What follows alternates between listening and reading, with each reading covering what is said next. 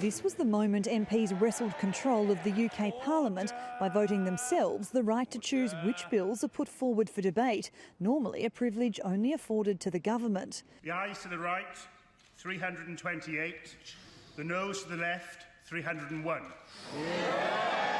The bill they plan to introduce on Wednesday forces the Prime Minister to ask the EU for an extension to the current Brexit deadline of October 31, if he hasn't negotiated a deal by October 19.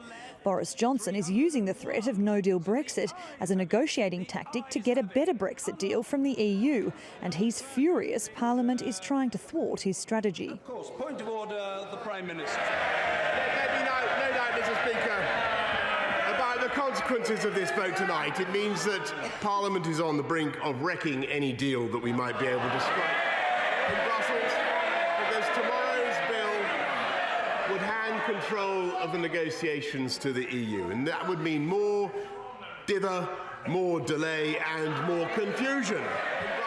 And he says if the bill does pass on Wednesday, he will request Parliament order a snap election. I don't want an election. The public don't want an election. I don't believe the right honourable gentleman wants an election. But if the House votes for this bill tomorrow, the public will have to choose who goes to Brussels on October the 17th to sort this out. For an election to happen, 2/3 of Parliament will have to vote for it. Opposition leader Jeremy Corbyn says he will, but only if the legislation blocking no deal passes first. No deal, Mr. Speaker, will mean food shortages, reduced medical supplies and chaos at our ports.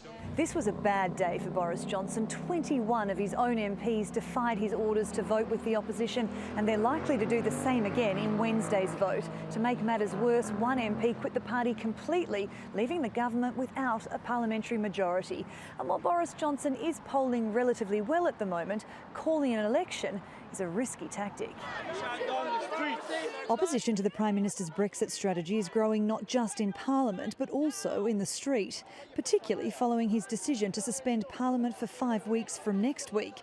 The move was designed to reduce the time MPs have to derail his plans, leading these angry protesters to accuse him of subverting democracy. Sarah Morice, TRT World, London.